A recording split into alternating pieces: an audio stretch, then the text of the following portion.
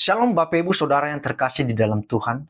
Kembali lagi dalam renungan harian kita. Sebelum itu mari kita berdoa. Bapa kami yang di surga, hari ini kami mau mendengarkan firman-Mu. Berkati hati dan pikiran kami, agar kami mengerti dan memahami kebenaran firman-Mu yang kami akan dengar hari ini. Dalam nama Tuhan Yesus kami berdoa. Amin. Firman Tuhan diambil di dalam Injil Lukas, pasal 12 ayat 15. Begini firman Tuhan. Katanya lagi kepada mereka, berjaga-jagalah dan waspadalah terhadap segala ketamakan.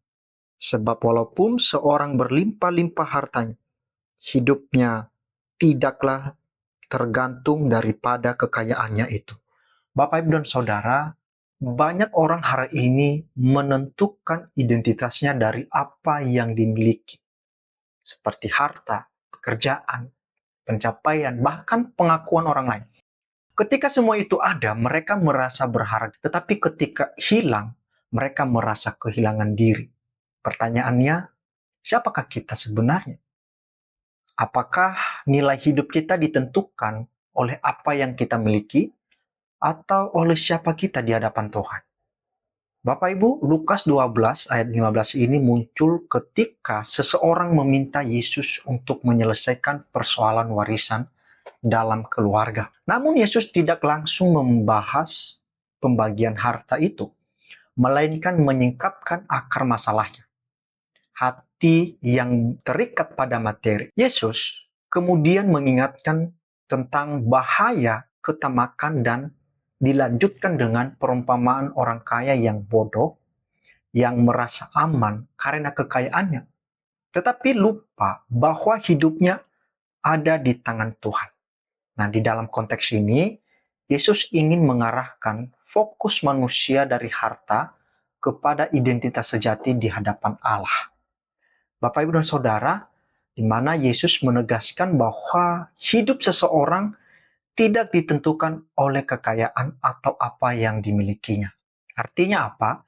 Identitas kita bukan berasal dari luar, tetapi dari dalam. Maksudnya dari hubungan kita dengan Tuhan. Banyak orang terjebak dalam pola pikir seperti begitu.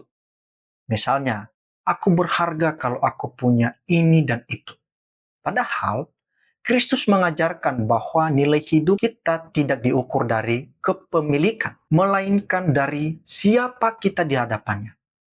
Nah, dalam kehidupan sehari-hari, kita dipanggil untuk hidup dengan kesadaran bahwa identitas kita adalah anak Tuhan, bukan budak materi, bukan hamba pengakuan manusia. Maka hari ini kita belajar untuk mencukupkan diri, tidak iri, tidak tamak, dan hidup dengan tujuan yang benar, yaitu untuk menyenangkan Tuhan. Nah, di dalam Kristus Bapak Ibu, kita menerima identitas yang baru, di mana Yesus tidak hanya mengajar tentang bahaya ketamakan, tetapi ia juga datang untuk memulihkan identitas manusia yang telah rusak oleh dosa. Nah, melalui pengorbanannya, kita tidak lagi didefinisikan oleh dunia, melainkan oleh kasih-Nya. Kita adalah miliknya, dikasihinya, dan berharga. Bukan karena apa yang kita punya, tetapi karena siapa kita di dalam Kristus. Saudara yang dikasihi Tuhan, jangan biarkan dunia itu menentukan siapa diri kita. Jangan menggantungkan nilai hidup pada harta atau pencapaian. Ingatlah bahwa identitas kita ada di dalam Kristus.